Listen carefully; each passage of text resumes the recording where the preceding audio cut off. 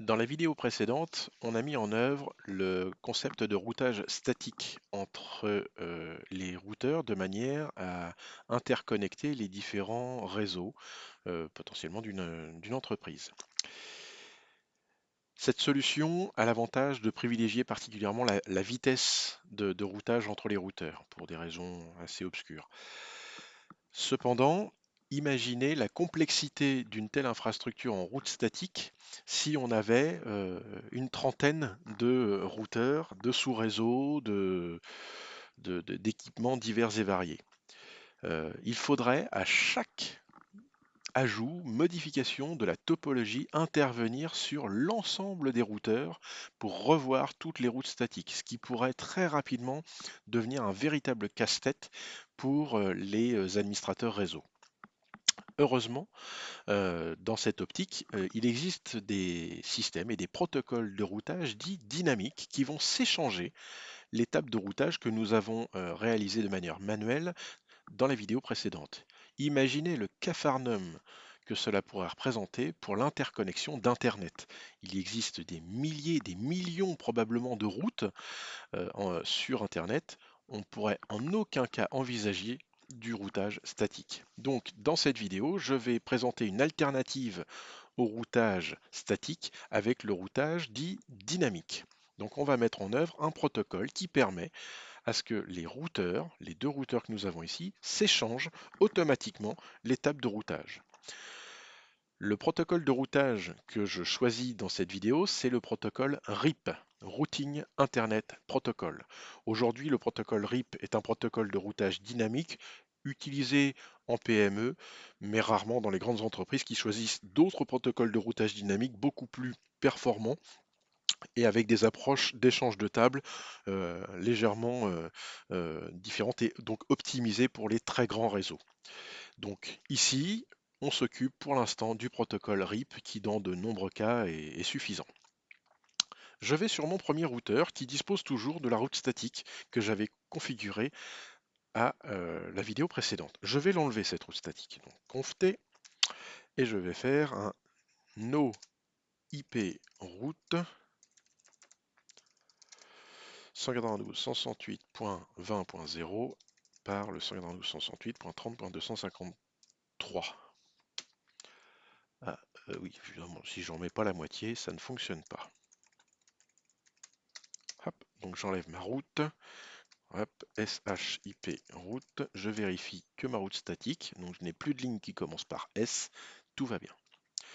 Je vais faire la même chose sur mon deuxième routeur. Je vais supprimer la route statique. Conft no IP route 192.168.10.0 à dessiner 1. Oups, j'ai oublié quelque chose. Et je passe par la 30.254.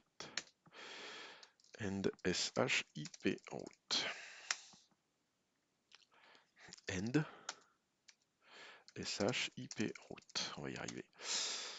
J'ai supprimé la route statique, donc je n'ai plus de ligne qui commence par un S dans l'état actuel des choses. Par exemple, le PC 10.1 ne doit plus pouvoir communiquer avec le 20.1. Je vais faire un essai pour m'en assurer. Ping. J'ai une réponse Destination Host Unreachable. Faut bien faire attention à ce qui s'affiche. C'est pas une réponse, hein, c'est le routeur qui lui dit je ne sais pas par où passer. Alors, je vais mettre en place du coup le protocole de routage dynamique entre mes deux routeurs. Pour que le protocole de routage dynamique fonctionne, il faut impérativement qu'il y ait, comme pour le routage statique, une notion de réseau en commun. Ici, le réseau en commun, c'est le 192.168.30.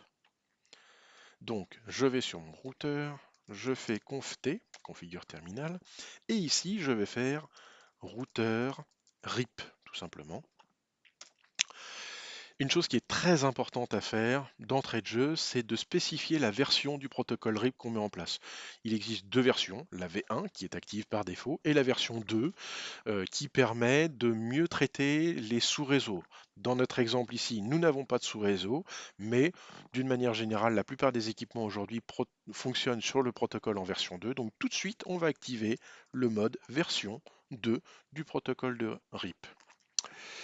Ici, une fois que j'ai activé la version 2, il me reste à spécifier les réseaux directement connectés à mon routeur. Ici, je suis sur le routeur 0, j'ai deux réseaux de connectés. Le 192.168.10.0 et le 192.168.30.0. Particularité problématique du routage RIP, c'est que c'est un protocole de routage dynamique dit par classe. Cela veut dire que je n'ai pas de masque de réseau à mettre quand je vais définir mes réseaux. Donc ici, je vais définir mes deux réseaux. Network 192.168.10.0 et je n'ai pas à mettre le masque derrière. Ce qui peut parfois poser quelques problèmes pour les sous-réseaux. Puisque là, il a vu que c'était du 192.168, donc pour lui, c'est de la classe C. Il affectera automatiquement un masque en /24. Je vais également définir mon autre réseau, le 30.0.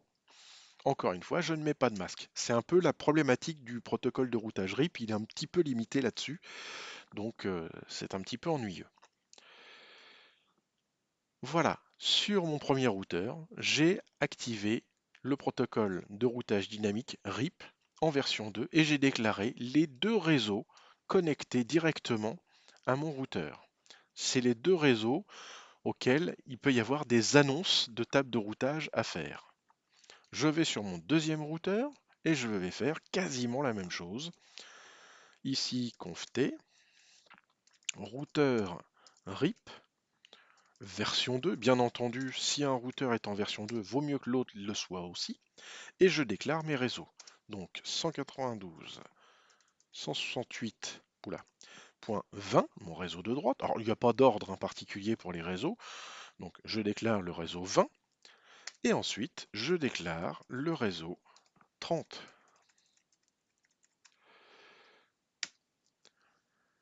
Je sors et je vais vérifier en faisant SHIP route si des choses se sont réalisées. Et là, je vois une ligne que je n'avais pas tout à l'heure, qui commence par un R, qui spécifie le type de protocole employé, qui dit bien, sur mon routeur de droite, que pour atteindre le réseau 192.168.10/24, je passe par la 30.254.